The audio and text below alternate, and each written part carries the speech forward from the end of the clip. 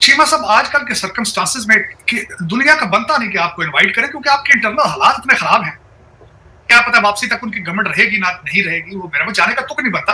और दूसरा ये कि आपकी इकोनॉमी के जो हालात है वो आपके सामने है।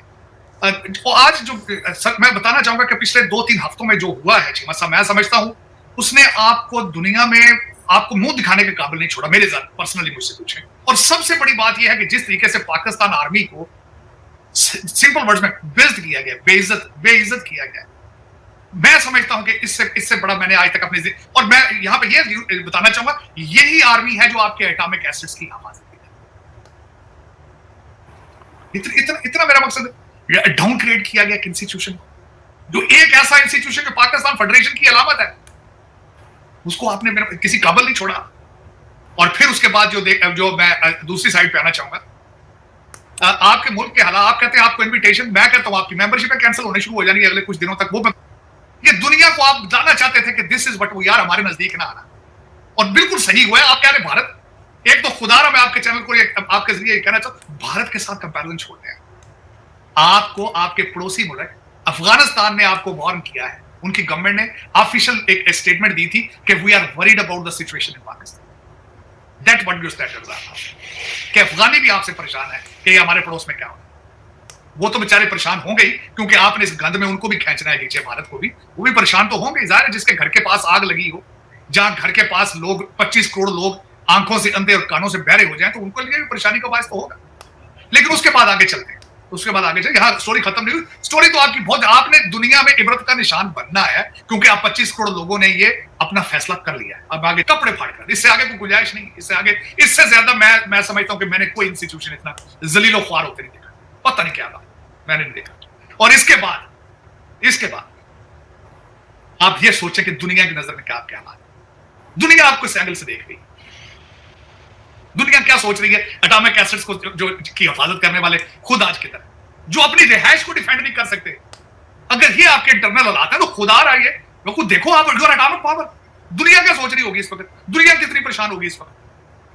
कौम से सवाल है 25 करोड़ लोगों से कि सैटरडे 5:30 बजे, क्या इसमें किसी ने जुम्मी ने कह दिया कि 5:30 बजे सैटरडे को निकलो बाहर, तो इससे पता नहीं क्या इनकलाब आ जाना है, IMF के पैकेज आ जाने। 5:30 बजे निकलो तो हफ्ते वाले दिन दूध की नहरें निकलनी शुरू हो जाएंगी। एग्जैक्ट 5:30 बजे सैटरडे का दिन है, किसी ने जुम्मी ने कहा है। और दूसरा चीमा साहब, मैं समझता हूं कि ये जो सर्कमस्टांसेस के आपके हो चुके हैं इस वक्त,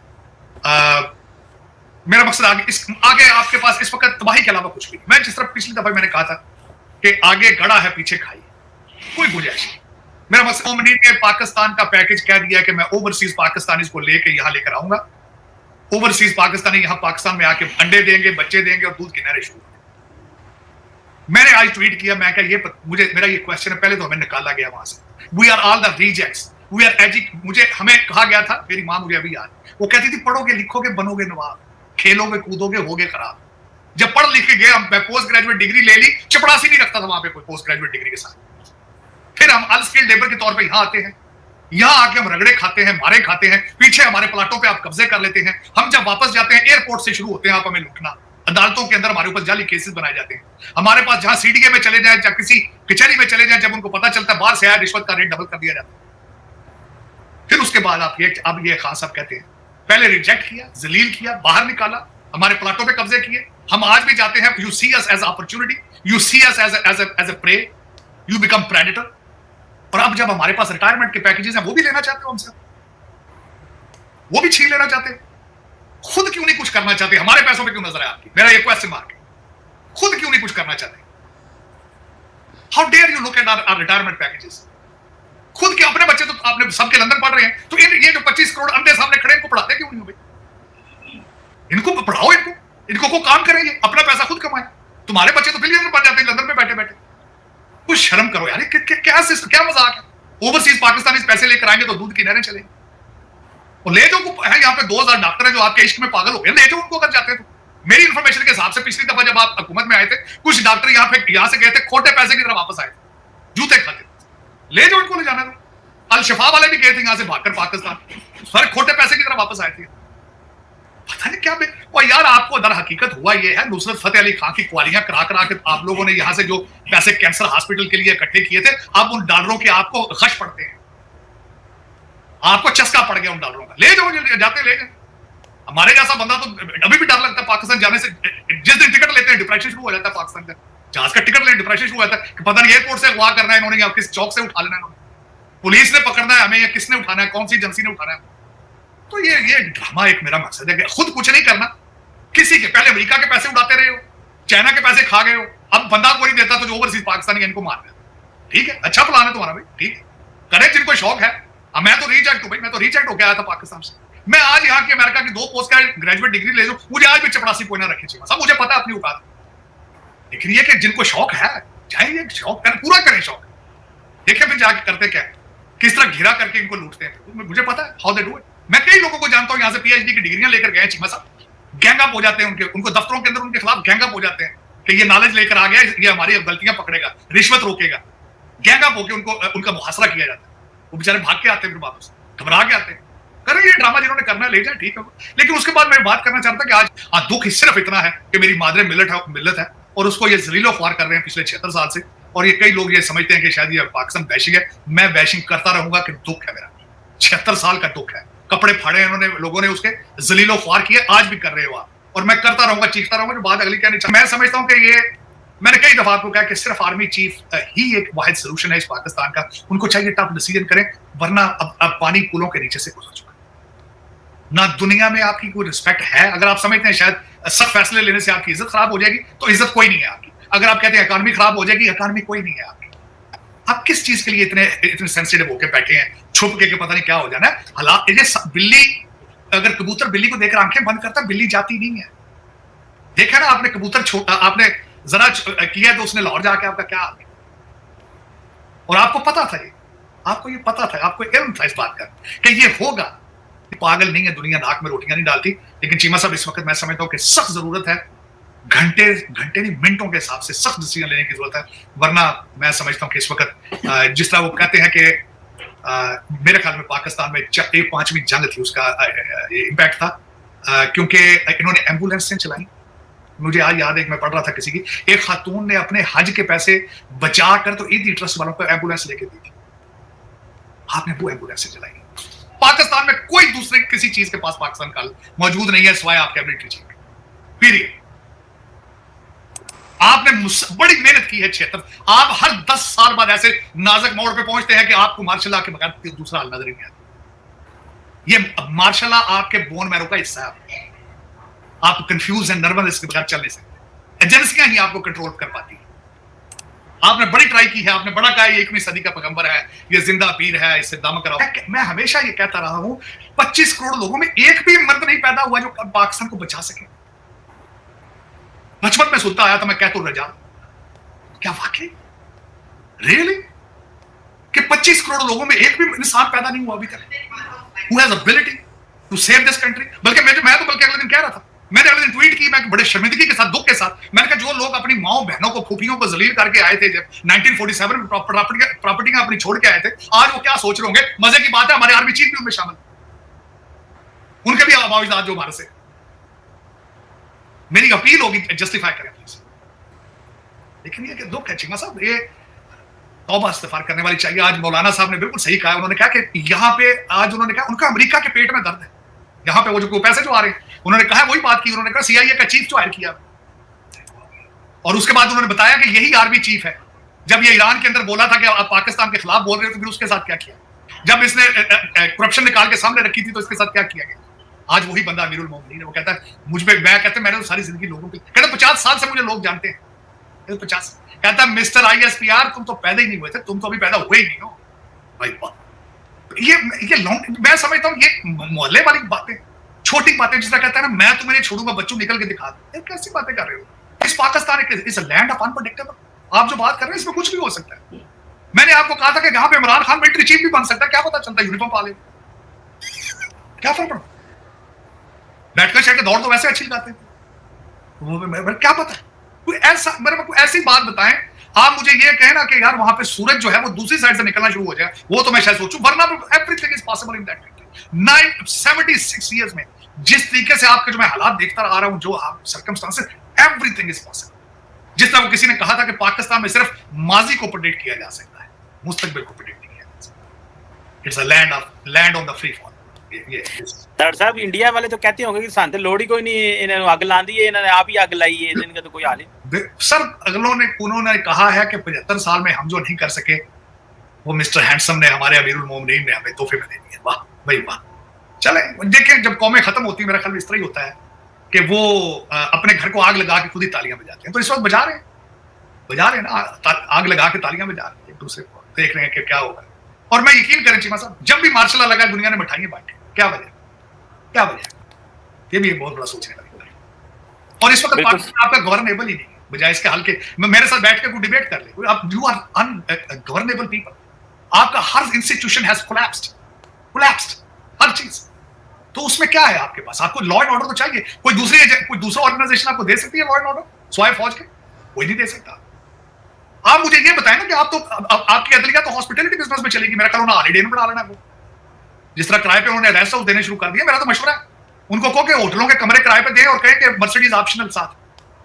उनको फिर क्या मजाक है यार? आप हमारे गेस्ट होंगे, हमें आपकी जान का खतरा है, 10 लोगों की लिस्ट हमें दे दें, वो आपके मिलने आएंगे, अम्मी जान सलाम कह रही है, यार कैसे क्या कर रहे यार?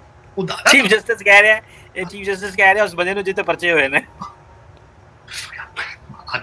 मैं समझता हूं कि नई चैप्टर लिख रहे हैं आप हिस्ट्री में। कभी सोचा आप किस तरह जाएंगे? आप क्या लेगेसी छोड़ के जा रहे हैं? क्या लेगेसी? खैर लेगेसी के स्पेलिंग तो आते ही नहीं मेरे ख्याल पाकिस्तानियों को, ख्वाहिश ही नहीं है उनको लर्न करने की। लेकिन दुनिया में एक लेगेसी भी चीज होती है। जब आप रिटायर होकर मस्जिद के अंदर उसकी कमेटी के सदर बनते हैं ना, वो लेगेसी नहीं होती। जब आप खाबे खा रहे होते हैं ना बैठ के, मर्सिडीज ऑर्डर कर रहे होते हैं मुजरमों के लिए, मुलजमों के लिए, ये लेगेसी होती है। जब आप कहते हैं सड़कों पर फिर रहे हो, इधर आओ, हम पनामा में से कामा निकालते हैं, ये लेगेसी होती है। चले तो दोस्तों, जैसे कि आपने क्लिप में देखा कि पाकिस्तान में हो रही थी पीस टॉक्स हो रही थी दोनों के बीच में, अमेरिका और क्या बोलते हैं ईरान के बीच में, लेकिन वो फेल हो गई है भाई। मतलब ये फेल होते ही पाकिस्तान का बंटाधार हो गया है। पाकिस्तान विश्व गुरु बनते बनते बस एक पॉइंट से रह गया। मतलब कि भाई पूरी दुनिया में बात हो रही है कि पाकिस्तान विश्व गुरु बनने ही वाला था, तभी जेडी वेंस ने प्रेस कॉन्फ्रेंस की और क्या बोलते हैं बोल दिया कि भाई ये जो टॉक्स है ना वो मतलब कि फेल्ड हो गई है। क्योंकि भाई अमेरिका ने ऐसी शर्तें रखी ना भाई ईरान पे, मतलब कि ईरान मतलब कि एक शर्त मानता तो 2 शर्तें और रख देता अमेरिका। अगर 2 शर्तें ईरान मानता तो फिर 4 शर्तें और रख देता अमेरिका। तो इस वजह से फेल्ड हो गया। और पाकिस्तान जो मतलब कि बड़ी बड़ी बातें कर रहा था ना कि भाई अब तो हम देख लेंगे, भारत को देख लेंगे, दुनिया को देख लेंगे, वेस्ट को देख लेंगे, सबको देख लेंगे, अब तो हम ही चौधरी हैं पूरे इस्लामिक आलम इस्लाम के। ठीक है भाई साहब, ये आलम इस्लाम के भाई साहब पता नहीं क्या बनते हैं, चौधरी बनते हैं भाई साहब कि भाई यही चौधरी हैं, सिर्फ और सिर्फ यही सिक्योरिटी प्रोवाइड करने वाले हैं पूरी दुनिया में। क्या बोलते हैं, और गल्फ़ कंट्रीज़ को ये सिक्योरिटी देंगे, सऊदी अरेबिया को सिक्योरिटी देंगे। सऊदी अरेबिया को सिक्योरिटी क्या देंगे? सऊदी अरेबिया से तो इन्होंने 5 बिलियन मांग लिया है, चाइना से भी मांगा है और सऊदी अरेबिया से भी मांगा है। देखो कौन देता है इनको सबसे पहले, क्योंकि भाई इन्हें लोन चुकाना है 3.5 बिलियन यूएई का। यूएई ने अपने पैसे मांग लिए जो कि 2018 में यूएई ने पाकिस्तान को दिए थे। और 2018 से लेकर 19, 20, 21, 22, 23, 24, 25 अब 26 आ गया है। 26 में यूएई ने बोला कि लाओ हमारे पैसे वापस दो। तो पाकिस्तान ने बोलना शुरू कर दिया। पाकिस्तान के न्यूज़ आर्टिकल से लेके भाई सब बड़े बड़े नेताओं तक भाई पाकिस्तान में बोलने लगे कि ये देखो भाई साहब यूएई ने हमसे पैसे मांगने लगे, हम तो आलम इस्लाम हैं, हम तो चौधरी हैं इस्लाम के और हमसे पैसे मांग रहे हो यूएई वालों। मतलब कि ऐसे बोलने लगे पाकिस्तान के लोग। ठीक है भाई साहब, और कहा कि भाई हम तो पैसे मुंह पे मारेंगे, यूएई वालों के पैसे मुंह पे मारेंगे। ठीक है भाई साहब, मुंह पे मारने के लिए पैसे होने भी तो चाहिए पास में। लेकिन भाई पाकिस्तान ने ये बात इसलिए करी क्योंकि भाई पाकिस्तान को $5 बिलियन सऊदी अरेबिया से अभी मिलने वाला है। सऊदी अरेबिया क्यों देने वाला है? क्योंकि सऊदी अरेबिया इसलिए देने वाला है क्योंकि सिक्योरिटी चाहिए उसको। सबसे बड़ी बात है सिक्योरिटी चाहिए, क्योंकि भाई ईरान से सबसे ज़्यादा सिक्योरिटी चाहिए, जो कि पाकिस्तान अभी डिनाई कर रहा था। लेकिन पाकिस्तान ने 17,000 फौजी भिजवा दिए सऊदी अरेबिया में, पैसे लेके, डॉलर लेके। मैंने पहले भी कहा था कि भाई साहब ये पैसे फेंको, इन पे डॉलर फेंको, ये बिकने को तैयार है भाई, अपनी फ़ौज को बेचने के लिए तैयार है अपनी फ़ौज को। क्योंकि भाई ये डॉलर बेस लोग हैं भाई साहब, डॉलर बेस लोग हैं भाई साहब। डॉलर फेंकोगे तो इनसे कोई भी काम करवा लो भाई साहब। इनका आसिम मुनीर भाई साहब मतलब कि भाई क्या बोलते हैं मुजरा तक करने लग जाएगा भाई। ठीक है भाई साहब, अगर तुम डॉलर फेंकते हो, क्योंकि भाई मतलब डॉलर के यार हैं। ठीक है भाई साहब, अमेरिका आज कहे कि भाई साहब तुम ईरान पर अटैक करना शुरू कर दो भाई साहब, ठीक है अपनी फ़ौज भेजो भाई साहब, ये आ जाएंगे अमेरिका। लेकिन भाई शर्त ये होगी कि डॉलर भेजें। अगर डॉलर नहीं भेजेंगे तो ये बहाने बनाएंगे कि देखो जी हमारे यहाँ तो अफ़गानिस्तान हमें ठोक रहा है, भारत स्टैंड बाय पे है, भारत का ऑपरेशन सिंदूर भाई साहब हम कैसे आएंगे, हम तो खुद मुस्लिम लोग हैं भाई साहब, हम क्या कर सकते हैं तुम्हारे लिए। तो ऐसे बहाने बनाते हैं, ठीक है। लेकिन भाई इनके पास अगर डॉलर फेंक दिया जाए तो भाई एकदम तैयार हो जाते हैं और भाई साहब जज्बे वाली कौम बन के लड़ने के लिए आ जाते हैं, ठीक है भाई। तो भाई अब ये सिचुएशन आई है कि भाई स्टेट ऑफ हॉर्मुज़ जो है ना ब्लॉक करने की बात कर रहा है अमेरिका। अमेरिका कह रहा है कि भाई अगर ईरान टोल टैक्स वसूलेगा सारे देशों से तो भाई हम ब्लॉक कर देंगे आगे का ये जो है, ठीक है भाई साहब। फिर हम ईरान से टोल टैक्स वसूलेंगे और पूरी दुनिया से टोल टैक्स वसूलेंगे। अमेरिका सोच रहा है कि भाई हम ब्लॉक कर देंगे स्टेट ऑफ हॉर्मुज़। वैसे भी यार ये स्टेट ऑफ हॉर्मुज़ भाई ईरान की जागीर थोड़ी है, ईरान की ज़मीन थोड़ी, ईरान का समुंदर थोड़ी है, समुंदर का ईरान का एरिया थोड़ी है, ठीक है भाई साहब। ऐसे तो भाई साहब क्या बोलते हैं सिंगापुर की तरफ भी भाई साहब एक स्टेट ऑफ क्या बोलते हैं एक नाम है वहाँ पे भी स्टेट का, ठीक है भाई साहब। तो उस उधर भी एक वो है रूट है, ठीक है भाई साहब, ये ऑयल रूट है। तो भाई अगर भाई सिंगापुर भी अगर बोलने लग जाए कि भाई हम भी टोल टैक्स लेंगे और भी ज़्यादा मतलब कि और भी क्या बोलते हैं जापान की तरफ भी एक है, ठीक है भाई साहब ऐसा स्टेट, तो भाई वहाँ से भी होने लग जाएगा। तो फिर भाई क्या करेगा कोई, मतलब कि भाई ऐसे तो हर कोई टोल टैक्स वसूल करने लग जाएगा। तो भाई मतलब कि किसी की जागीर में टोल टैक्स इसलिए वसूल किया जाता है कि भाई कि वहाँ पे किसी की गवर्नमेंट किसी लोगों का पैसा लगा हो। क्योंकि भाई अगर आपने देखा होगा हम सड़क पे चलते हैं और बीच में एक टोल टैक्स पड़ता है तो भाई वहाँ पे गवर्नमेंट ने बहुत ज़्यादा इन्वेस्टमेंट कर रखी होती है, ठीक है भाई। और मतलब कि और भी बाहर की कंपनी या प्राइवेट कंपनियों ने मतलब अपना पैसा लगा रखा होता है, इस वजह से टोल टैक्स वसूला जाता है। ये नहीं है कि समुद्र में भी तुम टोल टैक्स वसूलो, वहाँ पे तो रूट है भाई साहब, वो तो इंटरनेशनल कानून की वायलेशन कर रहा है ईरान भाई। कि भाई मतलब कि इंटरनेशनल कानून की वायलेशन है, इस पर तो यूएन को संज्ञान लेना चाहिए कि भाई ईरान कैसे कह सकता है कि हम टोल टैक्स वसूलेंगे। कैसे वसूलोगे तुम यार, क्यों वसूलोगे, तुम कोई चौधरी हो हैं। पहले तुमने क्या बोलते हैं अमेरिका से पंगे लिए, फिर इसराइल से पंगे लिए, अब दोनों घुस गए तुम्हारे अंदर। तो भाई साहब तुम तेल रोकोगे, इंफ्रास्ट्रक्चर पे वार करोगे, तुम भाई ये क्या बात हुई भाई। पहले तो पंगे लो फिर उसके बाद भाई पूरी दुनिया में मंदी कर दो भाई, क्या ये क्या बात हुई भाई। या तो तुम्हें पंगे लेने नहीं थे, ठीक है भाई साहब। भाई मतलब कि भाई बिना सर पैर की बात करते हैं भाई, ये समझ ही नहीं आता, ठीक है भाई साहब। क्या बोलते हैं अब जो है ना वॉर जो चल रही है ना भाई साहब, पाकिस्तान सोच रहा था हम वॉर रुकवाएंगे, लेकिन भाई साहब उनके बस की नहीं है भाई साहब, भिखारी कभी वॉर नहीं रुकवा सकते। अमेरिका में पता नहीं कौन सा नशा फूक रहा है कि भाई ये क्या बोलते हैं वॉर रुकवाएंगे, पाकिस्तानी कभी वॉर रुकवा सकते भिखारी लोग जो कि भीख मांग रहे हैं भाई साहब। तो खैर तो दोस्तों अगर आपको हमारी वीडियो पसंद आई तो कम से कम व्हाट्सएप पर जरूर शेयर कीजिएगा, साथ साथ चैनल को सब्सक्राइब करके हमारा मनोबल जरूर बढ़ेगा ताकि हम आपके लिए ऐसे ही मनोरंजन वीडियो बनाते रहें। तो आज मिलता है आपसे अगली वीडियो में, तब तक लिए जय हिंद।